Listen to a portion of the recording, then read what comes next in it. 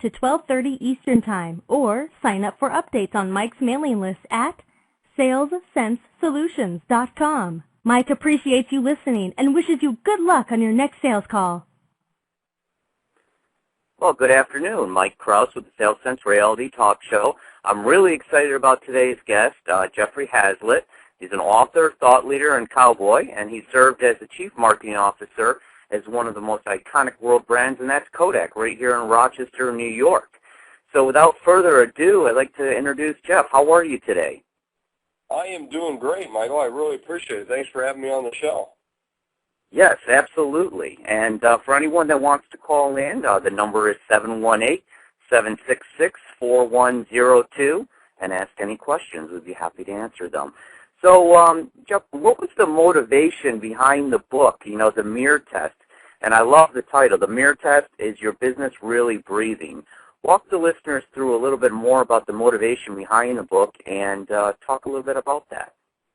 Well, as you mentioned, I helped to lead one of the biggest iconic turnarounds in American business history, and that's of Kodak. And, when I first got there, I used a lot of my Boy Scout training or my Weeblo training from years gone by, where when you see a body laying on the ground and it's unconscious, you have to hold a mirror up to its mouth to tell whether it's breathing. And that's really what that was about. I mean, so at Kodak, we had to go through a similar kind of thing in terms of proof of life for the company and a lot of its products. And, it was a company that was doing a lot of business in film for a number of years ago. And as you know, I think through your own personal use and others, film's been waning over the years. And we had to reinvent the business. Now, all the things were there. It was part of its DNA as a very, innovative company, but it really had to, breathe some new life into it. And that's what the mirror test was about. And when have been a small business person for years. I mean, I've run my own business. I love what I do and how I do it and the way in which I get to do it. I mean, without question, I've been in small businesses and running small businesses for years. It's the same way. And, like even at Kodak, when I got there, I was sitting in a meeting going, man, this place has got some problems. It's messed up.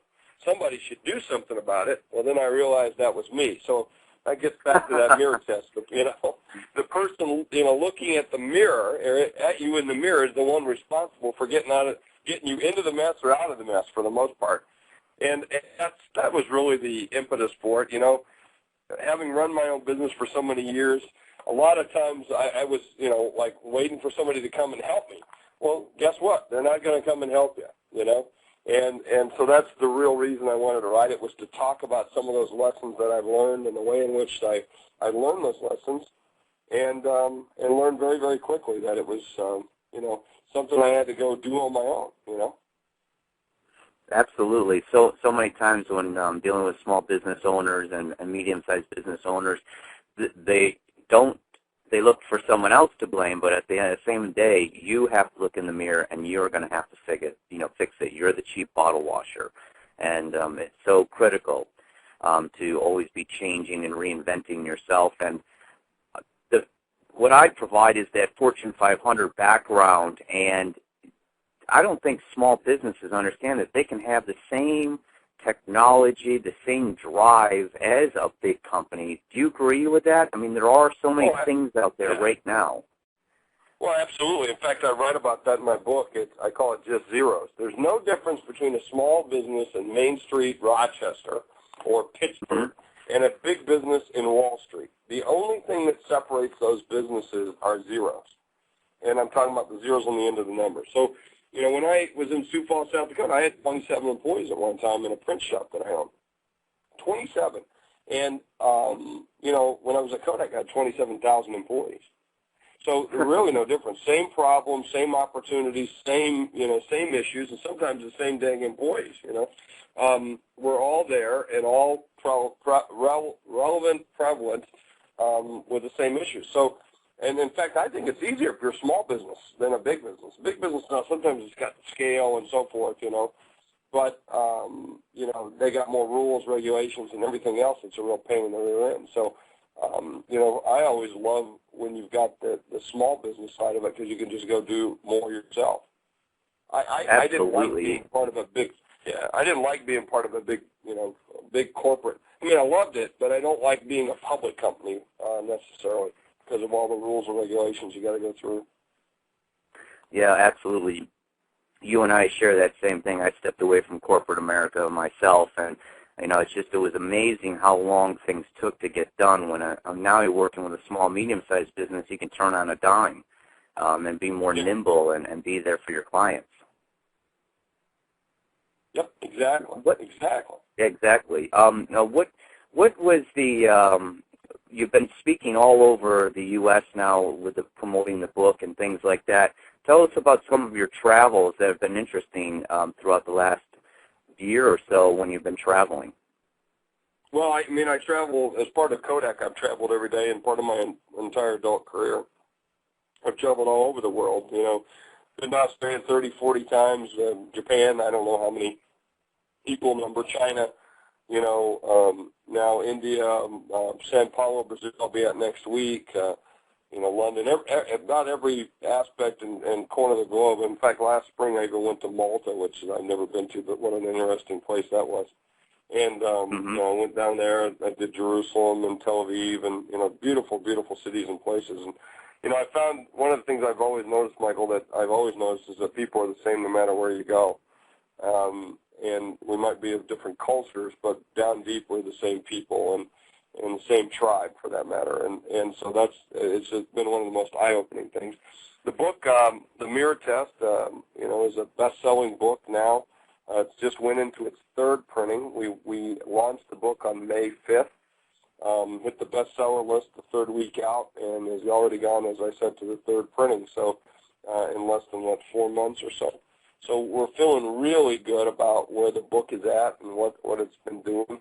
I'm in South Dakota today, back home. Every once in a while I got to come home and take care of a business, and about every month and a half, 2 months, I try to get home and just change clothes out. Get some new clothes, I get tired of wearing the same exactly. thing. The road warrior. Exactly. Yeah, people don't understand what that's like, but sometimes I have to just stay in the city. Like one time I stayed in the city. I stayed in Paris an extra day just to get laundry done, and most people say, wow, you're in Paris, you're going to, no, all I'm doing is laundry. I'm actually at a laundromat doing laundry. Now, some people might say, well, geez, Jeff, aren't you successful enough to send it out? Well, I send it out as much as I can, but have you seen what it costs to send out laundry? I mean, it costs you $50 to do your underwear and socks. And so I just as soon take it somewhere and take a book and sit there and read and enjoy myself. But you definitely have the worldwide experience of travel, which I lack. I was only a domestic sales professional, and I traveled like 75 to 100 nights a year, and people always thought there was glamour behind it, and I found very little glamour. It's you're working, it's a job. Yes, you see many different cities, but sometimes you're so fast, and you're in these cities so fast, you really don't even see the city. Do you agree with that? It just seems like it's. Oh, absolutely. You never see it. You never see them. I mean, I'm on the road. Last year I was on the road for 270 some nights, I think. And wow. And this year is actually going to be worse, just because it was the book tour. But hey, look, I'm the one that signed up for this rodeo, so I'm not going to complain about that at all. But yeah, you don't get to see it. And the other thing, if you're not traveling with your family or the people that you love the most, then you typically don't want to go see all the sites, quite frankly. Because I want to see those sites with somebody that I remember with and so forth. And so, or you've been to the city so many times and the people that are hosting you really want to take you around, show you around, and you be as nice as you can about it, but typically you just want to be done for the day and go back to your room and, maybe just veg out sometimes and watch TV, or read a book. I'm a proficient reader. I read all the time. And so I spend a great deal of my time reading books and reading magazines and online, just because I just love to do that. So. Well, excellent. You're referred to as a celebrity when you were at Kodak as the chief marketing officer. Can you talk a little bit more about that to the listeners, about the pros and cons of being the icon of a huge company? Well, I mean, I don't know that I was the icon. I mean, I was certainly, sometimes someone said, well, Jeff, you're eye candy. And then I think our chief operating officer said, yeah, Jeff's the super chunky size. for eye candy for Kodak. But, and I'll talk about this. I talk about this in my book. Talking about my, on my book about sell you, sell yourself, sell the company.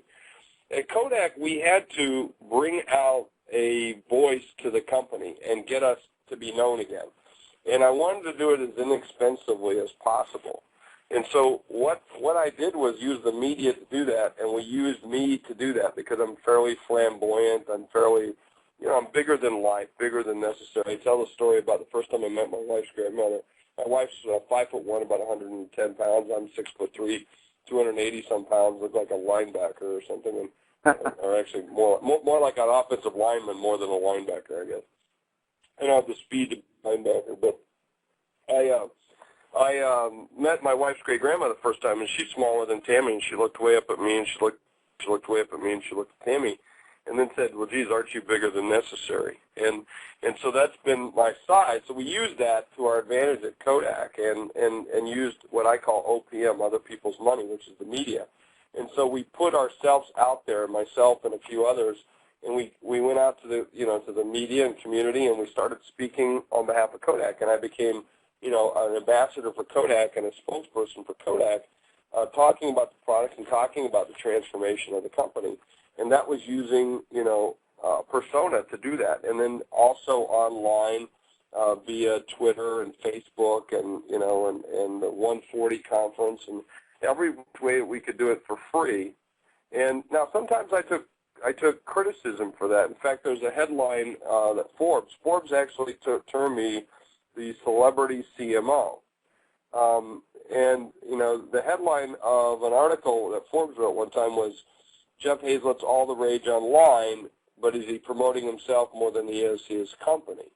And, of course, I didn't like the headline, but I loved the story because the story said, no, he's using himself as a way to get, press for Kodak. And I was known for the celebrity CMO because I did a lot of television appearances. I was a judge on Celebrity Apprentice for 3 seasons and did a lot of stuff. And Kodak allowed me to do that. I mean, it allowed me to be, to utilize our product based on innovation or transformation as that person. And that was my job. I mean, very clear that was one of the conditions, the satisfaction I had with my chairman. That's what he wanted me to do. Because I'd Michael, you know what this is like being on the road. I'd much rather be at home sometimes, like to have a real home-cooked meal. I went to my cousin's house this weekend in Houston. I happened to be in Houston, so I stayed over a day, and they fixed a meal, and they were complaining, well, geez, this is only cold cuts and this, and I said, it's at your home, It's at a real table with real napkins and with real people, and I'm not paying anybody to take the food away, So, right. So, you'd much rather have that kind of thing. So, my point is, I look at it like a small business. If I have a small business in Sioux Falls, I'm going to use Sioux Falls as an example because it's my home, is when I see a guy that owns, a waste management company in town, like I'll use Bob Novak as a great example. He's a good friend of mine, and I love Bob. And I see Bob Novak walk in, or I see Bob Lowry from Northwestern Mutual walk in. I don't just see, 2 Bobs. I see their company, and I see them represented. And I think of their company when I see them. What's the difference when you're in a Fortune 100 or Fortune 500? Nothing. And to attach your brand, your personal brand, to that of the company, how can you not do that? You are part of the company. You're part of its culture. You're part of everything it is. You're the person that they see the most or talk to. Then why isn't that an extension of the brand? And you should be. And if you're not, then you shouldn't be working for the company. And then the people that are doing the work, let's say I don't want that person representing the company, well then, or speaking for the company, well then why are they working for the company? So I look at it from that perspective, and I get kind of, pretty straightforward about those kind of things. Mm-hmm. Absolutely. You are the company you represent, and the spokesperson of the company, no matter if you're a one-man band or 100,000-man band. It's just like what you stated, it's only zeros. And I think a lot of times that small business person says, well, I'm not the big guy. And you can still apply the same theories and same things in Jeff's book to your business. And it's so critical to do those. Little things can add up to many, many different things over time, and big things. How was it working with the apprentice? Oh, it's a great thing. I mean, Donald Trump is Donald Trump, and Mark Burnett's organization is by far one of the best production companies I've ever seen in my life. The way in which they do it, how they do it, I can't get over how professional that team is. You know, Eden and Paige are the executive producers of the show. Just a gem to work with. I just love them. They've become good friends. And then the back office folks that I've had a chance to work with, like, you know, Sadhu Kim, who runs business development there. I mean, these folks are just, you know, they're just gems. And then, you know, promoting the product. I mean, being able to put your product up on on that kind of platform. My gosh. You know, we doubled sales after that happened. It was one of the best things we did. Now, that doesn't mean that everybody wanted to do it, I'll tell you that, because inside the company I had a lot of people who didn't want to do the show and thought it was a waste of time, although it became the second biggest thing we ever did to launch a particular product, you know. So that was pretty good. So in the end it showed people that this was better than not doing it, and it was much, one of the most effective things that we had going for us. Absolutely, the power of TV and just the brand of Donald Trump. You talk about branding; he brands everything. Every time I turn around, he's got his name on something else. In fact, I would be careful. You're standing next to him, you're not doing anything, because he'll brand you in about 3 seconds. Yeah, he's incredible. I was in a store the other day. He's got luggage. You know, he's just got everything. So, but I want to spend some more time here, and you've been getting a lot of great traction with what is your 118? And I'm a big believer in the elevator pitch. And tell the listeners a little bit more about what is your 118. Yeah, well, you can learn more as well, not just at Hayzlett.com, but also I've created a website called the 118pitch.com, 118pitch.com.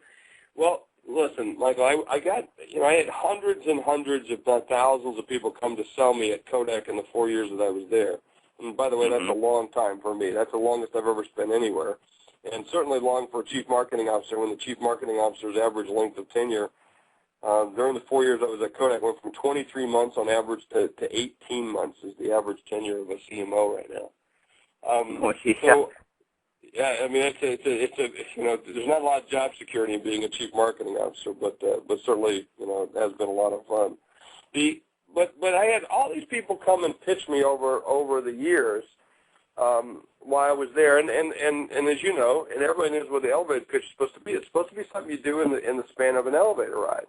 Now, the problem has been in that people must live in a taller building than I'm in, because these elevator pitches turned out to be 30-page PowerPoint presentations. And at the end of, quite frankly, at the end of an hour, I still didn't know what these folks did. So I decided to redefine the elevator pitch. Maybe call it the elevator pitch 2.0 or the digital version of that. And so what I did was I created the 118. And here's what it is.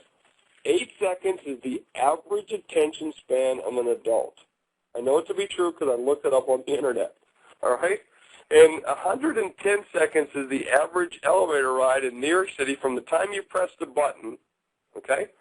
Wait for it to open, step on, ride up or ride down, and get off. That's it. That's all you have.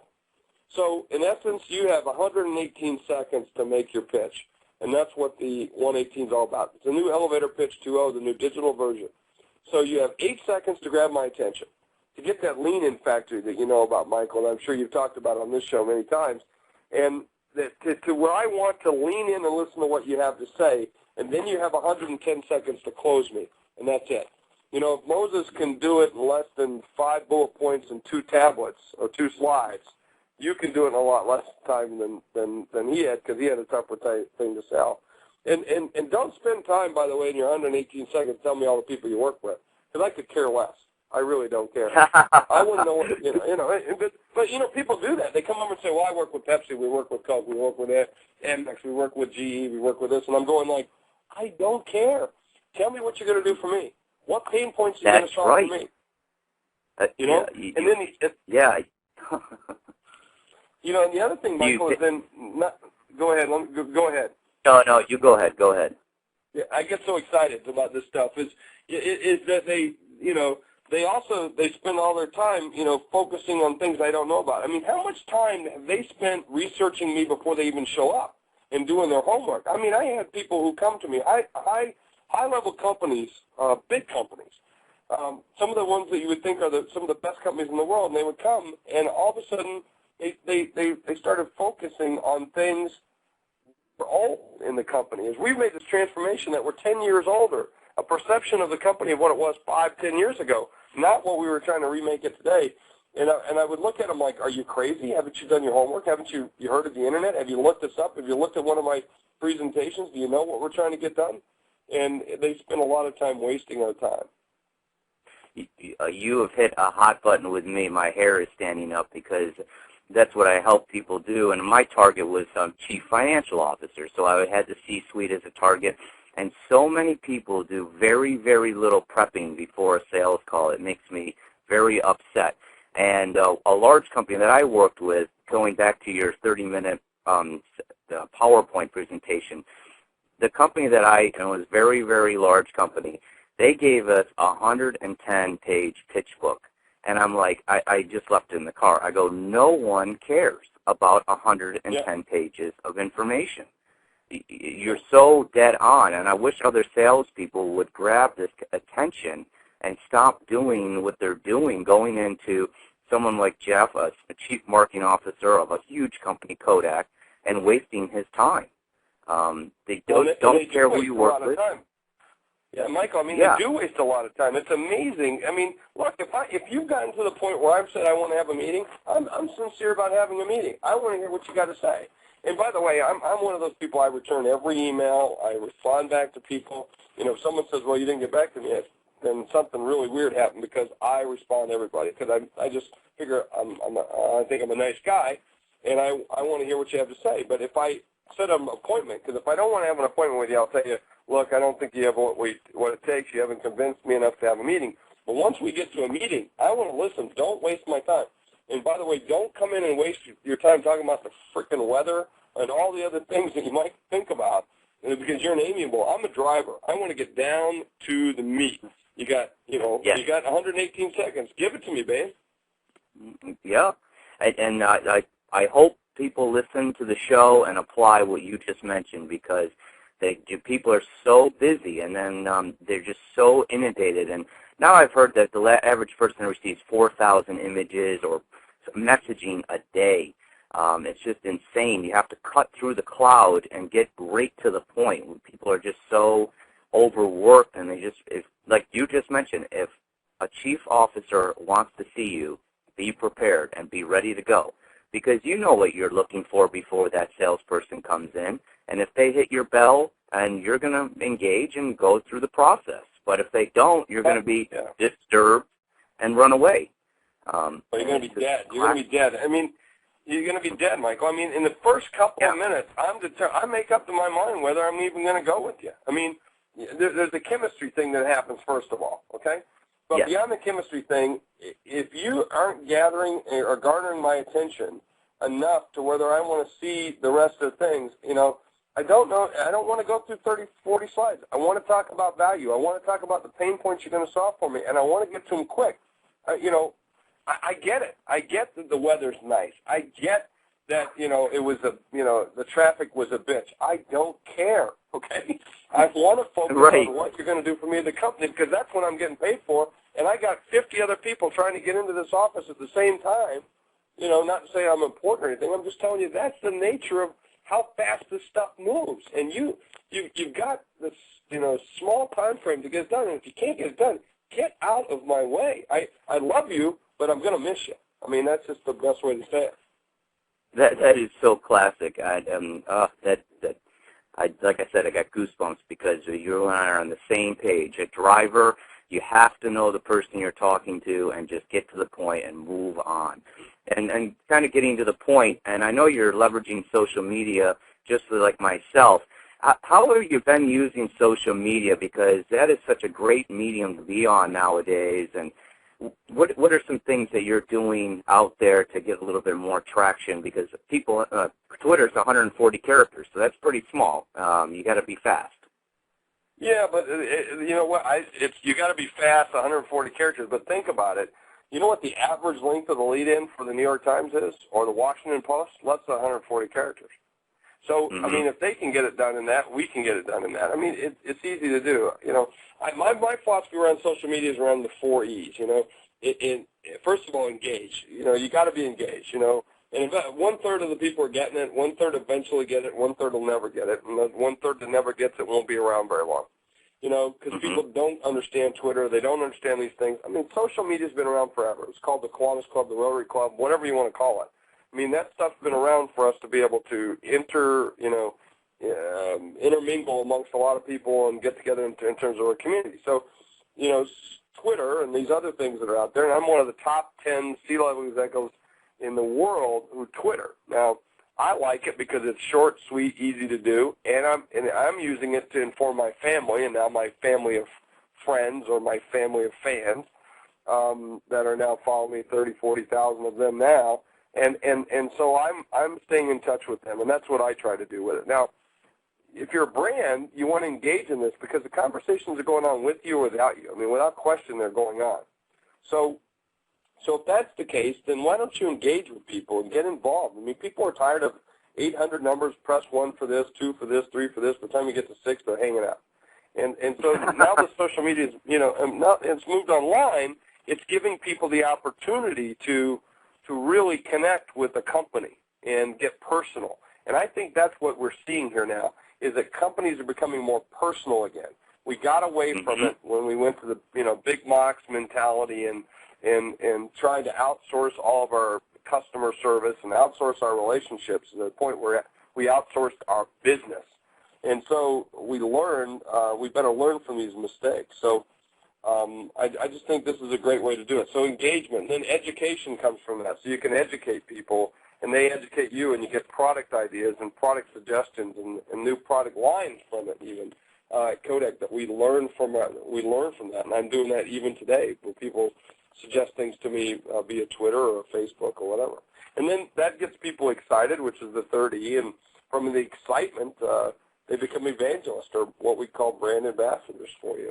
And I think those are the kind of key things you want to keep in mind when it talks about social media. I think, you know, if you're not doing this stuff, you're making a big, big mistake, in my opinion. Absolutely, and if you're not in it now, it's going to be hard to catch up later. So, by the way, Michael, I'm sorry, with the radio, we keep cutting each other, and I just get so excited to talk. So thanks for letting me talk. But you know, if you're a marketer and you're not in this, if you're a marketer and you're not in social media right now, and you're not doing this stuff, and you're not on Twitter, and you're not in Facebook, you're an idiot. You're an absolute idiot.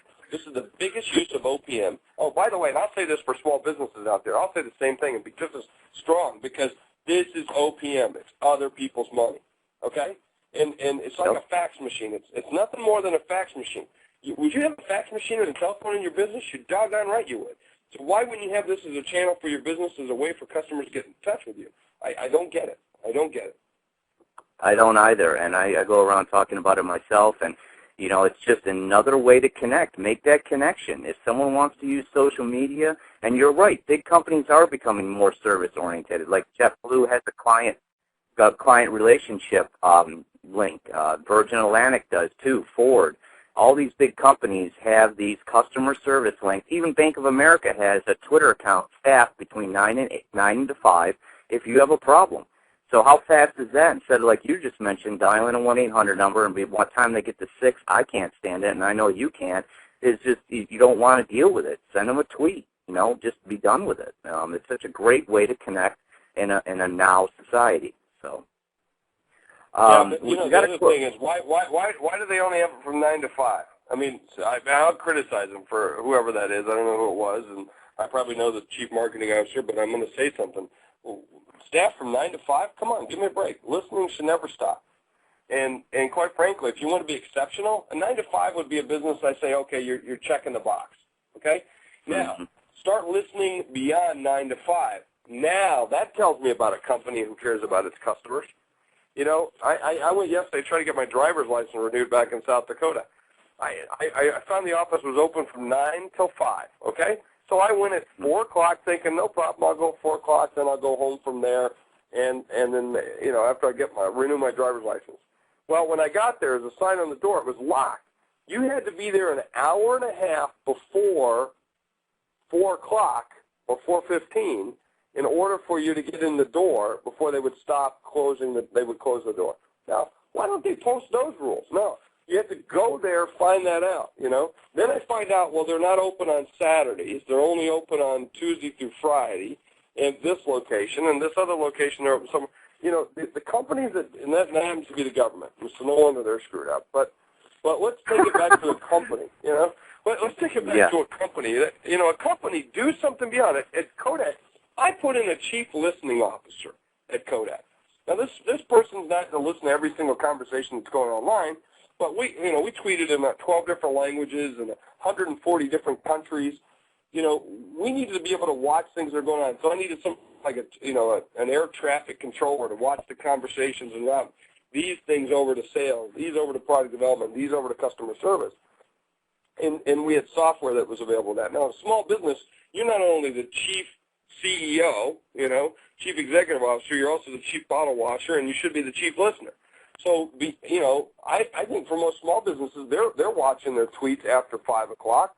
They're doing things in the afternoon. I can't understand a company like a big company not wanting to do that beyond 5 o'clock. It just boggles my mind.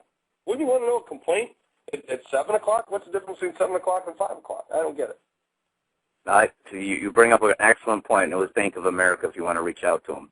And I love the chief listening. They'll be listening. They'll be listening to this, so they'll hear about it. So. Good. And I love the chief listener officer because that is one of the things that the salesperson consistently does is not listen. They do not listen during the sales call. And it's so basic, just to listen to your client or your prospect and solve their pain. And I love that you used that word pain earlier on in this conversation because a lot of salespeople say, well, I don't want to mention that word. I'm like, well, that person's in pain. So your doctor asked you the question, too, are you in pain? You might as well ask, are you in pain and where can I help? So it gets right to the point. Well, I really have enjoyed our time today, and we have to close down. I wish we could talk all day. But tell the listeners how they can approach the book and where to buy it and how they can help you and, just go from there and close this out and give any last-minute advice if you want to the listeners, and I really, really appreciate your time. Oh, my pleasure. Well, this is, anytime I can talk about the book, The Mirror Test, and helping small businesses, which it's really about, but, big businesses get as much out of the book as small businesses. If you're a leader, you're a leader, whether it's big or small. And the book, you can go to, our website at Hayzlett.com, HAYZLETT.com, or go to, Amazon and look up The Mirror Test, or Barnes & Noble, Borders, wherever you buy books. You can get them there. We're in the top 100 right now of all downloaded books on the iPad, which has been exciting to be able to see. And so we want to continue that. So you can get it, as an iPad. There's an audio version available. There's Kindle versions available. And actually the top 100 is on the Kindle, not the iPad. I don't know where we're at with the iPad, but it's got to be good because I've been signing a lot of the backs of iPads of people who are bringing me their book on an iPad for me to sign at the book signing event. So, which is fabulous to be able to see too. So so you can pick them up there. Go to Amazon.com and look for The Mirror Test by Jeffrey Hayzlett. Okay. Well, thank you so much. I had a lot of fun with you, and I wish you well in 275 days of travel or more next year for your book. And I know you're doing a lot of speaking engagements, and I wish you safe travels. And thank you so much, Jeff, for taking time out of your busy day to speak to my listeners. All right, my friend, and enjoyed being with you on Blog Talk Radio. Thank you, and have a great day. Cheers. Good day.